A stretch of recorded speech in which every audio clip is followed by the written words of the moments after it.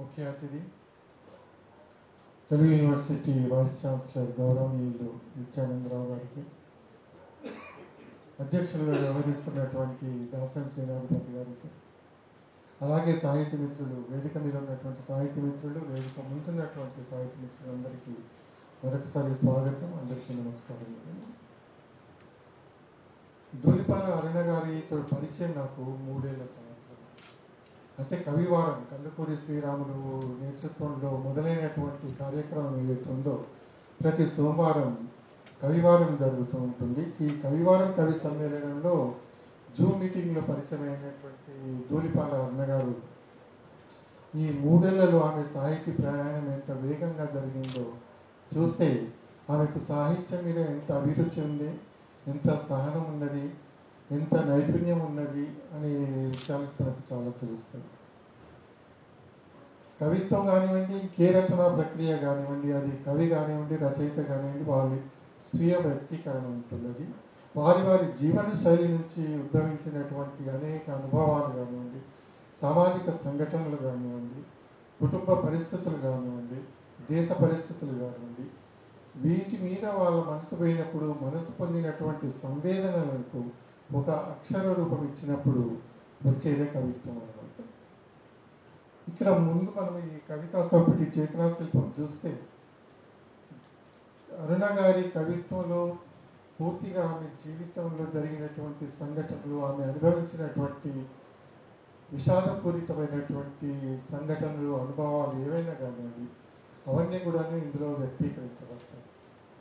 అయితే ఆమె రాసినటువంటి ఈ స్వీయ అనుభవాలన్నీ కూడా చూస్తే అవి వైయక్తికమా అని అంటే వైయక్తికం ఏమీ కావాలి. అవన్నీ కూడా ఒక చలనశీలత కలిగినటువంటి కవితా పంక్తులు, కవిత్వం. అది మీరు మొదటి కవిత చూస్తామనుకోండి, ప్రారంభ కవిత దేంతో చేసింది, తారక మంత్ర జరి అని ఒక శీర్షిక పెట్టి ఒక కవిత రాసింది. అంటే సాంప్రదాయక విలువలు, సాంప్రదాయక కుటుంబం కనుక వాళ్ళది, వాళ్ళ ఇంట్లోనే వాళ్ళ అబ్బాయి ఒక గుళ్ళో పూజారిగా ఉన్నారు, సాంప్రదాయపరమైనటువంటి వేదాలు చదివినటువంటి వాళ్ళు, ఆధ్యాత్మికమైనటువంటి వాతావరణం ఉంటుంది కనుక ఒక తారకరాం అంటే రాముడి తారక మంత్రంతో మొదలు పెడదాము అన్న భావన ఆమెకు కలిగి ఉండవచ్చు ఈ కవితా సంపుటిలో అన్నది నాకు కనబడింది. అంటే ఆ తారక మంత్రం పెట్టడం వల్ల ప్రజాస్వామిక భావం లేదా అంటే అది ఏం కనబడలేదు. ఎందుకంటే ఆమె రాసినటువంటి కవిత చూస్తే మీరు సాంప్రదాయ విలువలు పాటించిన ఆమె కవిత్వంలో ప్రజాస్వామిక భావాలు, ప్రజాస్వామిక విలువలు కనబడతాయి. ఇక్కడ ఈ 2 వాక్యాలు మనం చూస్తే ఇప్పుడు చాలా వరకు ఇప్పుడు ఈ బీజేపీ పార్టీ కానివ్వండి, మిగతా పార్టీ ఏవైతే వచ్చేసాయో సెక్యులరిజం అన్న భావంతో మత ఛాందసం అని ఒకటి వచ్చేసింది. హిందూ సనాతన ధర్మం అని కానీ వీళ్ళని వాళ్ళు తిట్టడం, వాళ్ళు వీళ్ళు తిట్టడం అవంతా ఉంది. కానీ ఇక్కడ ఈమె ఈ కవితలో మనం చూస్తే అలాంటి భావం ఎక్కడ కనపడదు. ఏమంటుంది, విస్తరిల్లిన మత రక్కసుల మలిన మూఢాచార నీడలు మనసులను ఆక్రమించినవి. విస్తరిల్లిన మత రక్కసుల మలిన మూఢాచార నీడలు. ఎక్కడ కూడా హిందూ సాంప్రదాయాన్ని పొగుడుతూ వేరే మతాన్ని కించపరచడం అనేది ఈ కవితలో మనకు కనపడదు. అంటే ఈ కవితలో ఏమిటి అంటే మనం చూడాల్సింది ఒక డెమోక్రటిక్ వ్యూస్, అంటే ఒక ప్రజాస్వామిక భావన, ఒక భారతీయ రాజ్యాంగంలో ఏదైతే ఉన్నదో ఆ రాజ్యాంగ విలువలు ఈ సాంప్రదాయ విలువలతోటి ముడిపడి దీంట్లో మనకు ఈ కవితలో వ్యక్తమవుతాయి. నీతి నియమాల విలువలను అడుగంట పూడ్చివేసి అధర్మానికి కిరీటం తొడిగిన వేద అంటూ ముందుకు సాగుతుంది కవిత. అలాగే ఎలా సాగుతుంది, హద్దులు చెరుపుతున్న అఖండ భారతావని గుండెలో చిరంతరంగా ముద్రించుకున్న ధర్మదీక్ష పరాయణత కోటి గొంతుకలు ఒక్కటిగా ప్రపంచ పరివ్యాప్తమై రామ పదములు చెంత చేరి రామరామ జయరామ్ అంటూ పొంగింది తారక మంత్ర జరిగా అనుకుంది. అంటే ఇక్కడ ఏంటి, సాంప్రదాయ విలువలు పాటిస్తూనే ధర్మాన్ని కూడా మనం అనుసరించాలి అని అంటుంది. ధర్మాన్ని అనుసరించడం వల్ల ఏమవుతుంది, ఒక సామాజిక వ్యవస్థ అనేది బాగుపడుతుంది. ఎప్పుడైతే మన సామాజిక వ్యవస్థ బాగుంటుందో దేశంలోని అన్ని వ్యవస్థలు కూడా వాటంతటి కలిగే సర్దుకుంటాయి. నిర్మాణ దశలు దాంట్లో వెళ్ళిపోతుంది, కన్స్ట్రక్టివ్ స్టేజ్లోకి వెళ్ళిపోతుంది. దానికి ఒకరు ప్రత్యేకంగా ఉండి పనిచేయాల్సిన అవసరం లేదు. మన ధర్మాన్ని, మన పనులని మనం ఒక నిజాయితీగా నిబద్ధతగా చేసుకుంటూ పోతే దేశం తనంతట తానుగానే బాగుపడుతుంది. దేశంలోని అన్ని వ్యవస్థలు ఇప్పుడు చూస్తూ ఉంటే ఏముంటుంది, మనకు ఒక న్యాయ వ్యవస్థలో న్యాయం దొరకదు, ఒక పోలీస్ రక్షణ వ్యవస్థలో పోతే రక్షణ దొరకదు, కుటుంబ వ్యవస్థలో చేస్తే అంతా చిన్నాభిన్నమైనటువంటి కుటుంబ వ్యవస్థలు. అంటే ప్రతి వ్యవస్థ కూడా మనకు చేతికి అందుబాటులో లేకుండా మనలోని ఒక శాంతి ఏదైతే ఉందో, మనసు కలిగినటువంటి ఒక శాంతి ఏదైతే ఉంటుందో, అసలైనటువంటి సంపద, ఆ సంపద మనకు లేకుండా పోతుంది. కనుక ఈ ధర్మం అనేది ఒకటి ఉండాలి, ఈ మా ప్రజాస్వామిక భావన అనేది కూడా ఒకటి ఉండాలి అనేది కవయిత్రి యొక్క మనసులో ఉన్నటువంటిది. అలాగే ఇది మొదటి కవిత నుంచి ఏకంగా చివరి కవితకి వెళ్దామనుకోండి మనం. అంటే అవి జీవితంలో ఏ కవిత చూసినా కానీ ఆ ఒక విశాలకరమైనటువంటి రేఖ మనకు కనబడుతుంది. ఈ విశాలకరమైనటువంటి రేఖ ఎందుకు వచ్చింది అంటే బహుశా బాల్యంలోనే, ఆమె చిన్నతనంలో ఉన్నప్పుడే ఆమె తండ్రి నీడను కోల్పోయినటువంటి ఒక విషయం మనకు తెలుస్తుంది. అంటే ఆమె వ్యక్తిగత విషయాలు నాకేమీ తెలియవు, కానీ ఇందులో ఉన్నటువంటి కవితలు, కవితా పంక్తులు చదువుతూ ఉంటే ఆమె జీవన చిత్రణ మొత్తం కూడా మనకు ఎదురుగా కంటి ముందు ఒక దృశ్యంలాగా కనబడుతూ ఉంటుంది అన్నమాట. దీంట్లో ఏమంటుంది, కాలమాలు ఎనుదిరగవు అనే కవితలో దుఃఖపాతం నా గుండె లోతుల్లోని పసివయసు గుర్తులను ఎగసి చెందుతుంది. ఊహ కూడా సరిగా రాలేదేమో, సరిగమను పలికించిన ఆ జంటస్వరం సాగిపోయింది గాలివాటు. అంటే ఆ జంటస్వరం అంటే ఒక సంగీతపరమైనటువంటి విషయాన్ని కూడా ఇందులో వ్యక్తీకరిస్తుంది. ఇప్పుడు ఈ పుస్తకం చూస్తే అందులో ఉన్నటువంటి ధూళిపాల అరుణ యొక్క మాట చూస్తే అందులో వారి తండ్రి గారికి సంగీతం మీద అభిరుచి ఉంది, సంగీతం గురించి పరిజ్ఞానం ఉంది అన్న విషయం తెలిసి వస్తుంది. కనుక ఆ విషయం ఇందులో మనకు ఆ జంటస్వరం సాగిపోయింది గాలివాటుగా, హార్మోనియం మరుగునగా అలా ఓ 4.5 దశాబ్దాల కాలం వెనక్కి మరింతే బాగుంది. వడలిపోని ఆ దరహాసాన్ని, అందమైన ఆ అపురూపాన్ని, అరుదైన ఆ కళానిధిని పట్టి బంధిస్తా, నా చేయి వీడకుండా ఎవరి పాశానికి అందకుండా. అంటే చిన్నతనంలో ఒక తండ్రి చేయవలసినటువంటి మార్గదర్శనం ఆమెకు అందలేదు. ఒక తండ్రి నీడలో ఉండి శిష్యరికం చేసేటటువంటి అవకాశం కూడా ఆమెకు దక్కలేదు. అంటే ఒక ఒంటరితనం అనేది ఆమెకు అప్పటి నుంచే అందుకున్నది. ఈ ఒంటరితనం అంటే ఏమిటి అంటే మనం జిడ్డు కృష్ణమూర్తి గారి భాషలో చూస్తే సొసైటీ, సమాజంలో ఉన్నటువంటి కల్మషం అందకుండా ఉండే అవకాశం కలిగిస్తుంది ఈ ఒంటరితనం అంటే. కానీ అసలు ఈ ఒంటరితనం అంటే ఏమిటి? ఈ ఒంటరితనం మనం ఏమనుకుంటాము, ఎవరు లేరు, అన్ని సంపదలు ఉన్నాయి, కోట్ల సంపద ఉన్నా, ఎన్నో అనేక సమూహాలు ఉన్నా కానీ మనం ఒక ఒంటరితనాన్ని మనం అనుభవిస్తున్నాము అంటే అది ఒక రకమైనటువంటి పేదరికం. ఎన్ని ఉన్నా కానీ ఒక స్నేహం అనేది, ఒక సమూహం అనేది, ఒక పలకరింపు అనేది లేకపోతే అది చాలా బాధాకరమైనటువంటిది. అయితే ఆ ఒంటరితనంలో ఉన్నటువంటి పేదరికాన్ని ఒక తాత్విక సంపదగా తను మార్చుకున్నది. ఎలా మార్చుకున్నది అంటే ఒక కవిత్వాన్ని, ఒక అక్షరాన్ని తను ఒళ్ళోకి తీసుకునేది అనమాట. అంటే ఒక సంవేదన ఏదైతే ఉందో ఆ సంవేదనకు ఒక ఆలోచనను ఆలంబనగా చేసుకొని ఆ ఆలోచనకు అక్షర రూపం ఇచ్చేసి సృష్టించినటువంటి కవిత్వం మనకు ఈ చేతనా శిల్పంలో కనబడుతుంది అన్నమాట. ఇంతేకాకుండా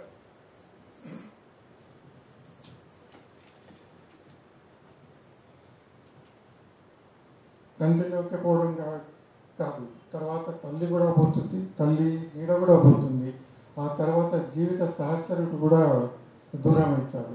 అంటే ఇన్ని రకాలైనటువంటి విషాదాలలో ఇప్పుడు మన నిత్యానందరావు గారు చెప్పినట్లుగా ఒక కాటి కాపరి, శ్మశానంలో ఉన్నటువంటి ఒక వ్యక్తి జీవితాన్ని, ఉద్యోగాన్ని కూడాను వాళ్ళు విశ్లేషించారు.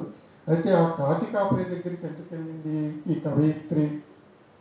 ఇంతమంది కవిత్వం రాస్తున్నారు కానీ ఎవరు కూడా శ్మశాన వైరాగ్యం, దుఃఖం అంతా చెప్తారు కానీ కాటి కాపరి గురించి ఎవరు ఇంతవరకు కవిత్వం రాసిన ఆనవాళ్ళు కనబడలేదు. సత్యహరిశ్చంద్ర తప్పితే తర్వాత చాలా కవితల్లో ఎక్కడ కూడా కనబడలేదు. కానీ ఇక్కడ ధూళిపాల అరణగారు ఒక కాటి కాపరి చస్తూ బ్రతకడమే అనే కవితలు చెప్తుంది. ఏమంటుంది, ఇవేవి కదిలించవు అతన్ని. అంటే ఎన్నో రకాల విషాదాలు ఎదురుగా కనబడుతున్నప్పుడు, మనసు గడ్డకట్టిపోయేటప్పుడు, ఆ గడ్డ కట్టినటువంటి మనసును కదిలించేటటువంటి ఏ సంఘటన కూడాను ఎదురు కాదు. అలాంటి సంఘటనలను ప్రతిరోజు చూస్తూ ఉంటాడు ఆ కాటి కాపరి. కనుక ఎంతమంది చనిపోయి వచ్చినా కానీ ఇంకా శవాలు రాలేదేమిటి అన్న నిరీక్షణే అతనిలో ఉంటుంది. ఇవేవి కదిలించవు అతన్ని, దేహాలు కాలుతున్న వాసనలు సోకవు, కాల్చడమే తన పని కదా, బూడిదయ్యేదాకా చూడాలి, ఆగని కన్నీటి ఉప్పెనలో చిత్తడి అయిన నేలకు వెచ్చటి నిగళ్లను రగిలించాలి, మరో నిర్జీవ శకలం కోసం జాగాను సవరించాలి. ఇది అతని డ్యూటీ అనమాట. కనుక ఈ మనిషి చనిపోయాడు, ఆ మనిషి శవం పక్కన కూర్చొని ఏడుస్తాను దుఃఖపడతాను అనేది కాదు. అక్కడ తను చేయాల్సినటువంటి ఒక పని, కర్తవ్యం ఏదైతే ఉందో ఆ కర్తవ్యాన్ని నిర్వహించే పని ధ్యాసలోనే అతను ఉంటాడు అనమాట. అసలైనటువంటి కర్మయోగి ఎవరు అంటే ఎవరో ఉద్యోగాలు చేస్తున్నటువంటి వ్యక్తి, ఏదో పని చేస్తున్నటువంటి వ్యక్తి కాదు. అసలు కవి కూడా కర్మయోగి అని చెప్పడం కష్టమే, కానీ ఒక కాటి కాపరిని చూస్తే మటుకు అతను కర్మయోగి అనే మనం చెప్పవచ్చు అనమాట. ఎంత జ్ఞానాన్ని 10 పుస్తకాలు చదివిన భగవద్గీత ఏమంటుంది, జ్ఞాన యోగానాం యోగానాం ఉంటుంది, కర్మయోగానాం యోగినాం ఉంటుంది. అంటే జ్ఞానయోగం, జ్ఞానం ఎంత 100 పుస్తకాలు చదివినా వచ్చేటటువంటి జ్ఞానం ఏదైతే ఉందో దాన్ని ఆచరణలో పెడితేనే అతను కర్మయోగి అవుతాడు. కనుక జ్ఞానయోగం ఏదైతే చేస్తాడో అతను ఇంకా యోగ స్థితిలోనే ఉంటాడు. కానీ తాను చేయవలసినటువంటి పని ఏదైతే ఉంటుందో, ఒక పుస్తకం చదవకపోయినా తాను జీవితంలో తను నిర్వర్తించేటటువంటి బాధ్యత ఏదైతే ఉందో ఆ బాధ్యతను నిర్వర్తించే వ్యక్తియే కర్మయోగి అవుతాడు తప్పితే మిగతా వాళ్ళు ఎవరు కూడాను కాదు అన్నది ఇక్కడ మనకు అంతర్గతంగా ఒక నిగూఢంగా తెలుస్తుంది అన్నమాట. అంటే ఇది కూడా ఒక సాంప్రదాయకమైనటువంటి ధర్మాన్ని పాలించేటటువంటి లక్షణమే మనకు ఈ కవితలో కనబడుతుంది అన్నమాట. అలాగే ఇంకా ముందుకు మనం వెళ్ళామనుకుంటే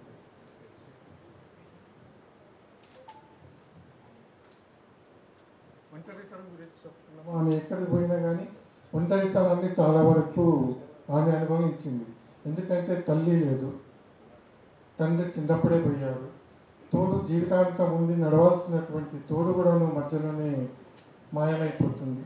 చిన్న పిల్లలు, వాళ్ళని పెంచాలి, పోషించాలి, వాళ్ళని ఒక సమాజంలో ఒక బాధ్యత కలిగినటువంటి వ్యక్తులుగా తీర్చిదిద్దాలి, వాళ్ళ జీవితాన్ని కూడా సరిచేయాలి అన్నటువంటి అనేక రకాల సమస్యలు, బాధ్యతలు అవి తన భుజం మీద వేసుకొని ముందుకు సాగినటువంటి మహిళ మన గోలిపాల అరుణ గారు. అది ఏం చేస్తుంది, వర్షిస్తూనే ఉంటా అంటే ఇన్ని రకాల సమస్యల్లో కూడా ఒక ఆశావాద దృక్పథాన్ని తనలో పెట్టుకుంటుంది, తన మనసులో పెట్టుకుంటుంది.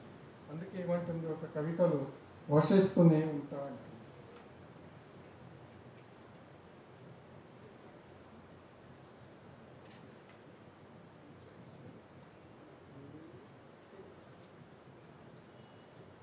ఇలా ప్రశ్నించే తత్వానికి, వెలుగెత్తే గళానికి, ఆరాటానికి, పోరాటానికి మధ్య జీవించే వర్తమానంలో కాలానికి అనుగుణంగా సిరాగా వర్షిస్తూనే ఉంటారు, చరితకు మిగిలే గుర్తుగా ఉంటుంది. అంటే ఈ వర్షించడము అనేది ఏమిటి అంటే ఒక గుణాత్మకమైనటువంటి వ్యక్తిత్వం ఇది.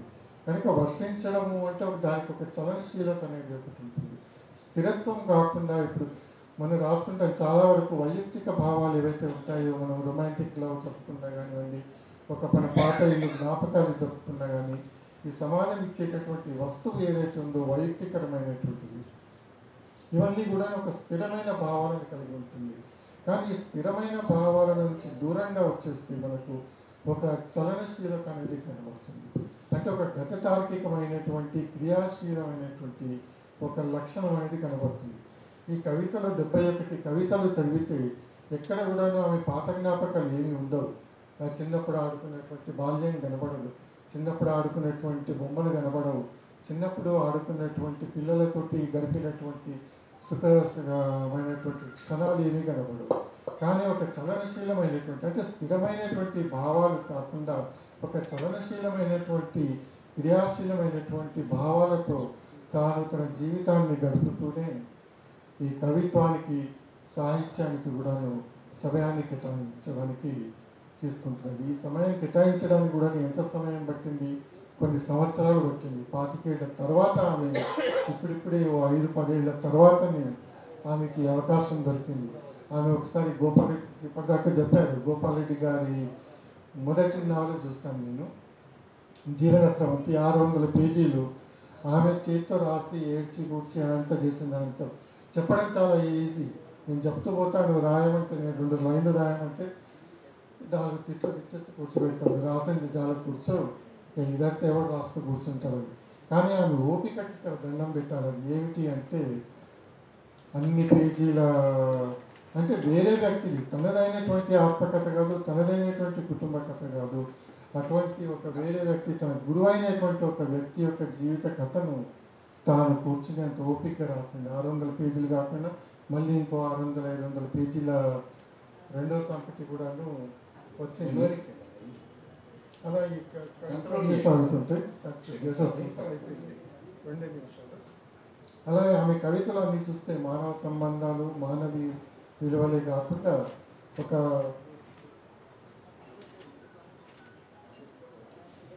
సాంప్రదాయ విలువల పట్ల కూడాను నడుస్తూ ఉంటాయి ఆమె కవితలు.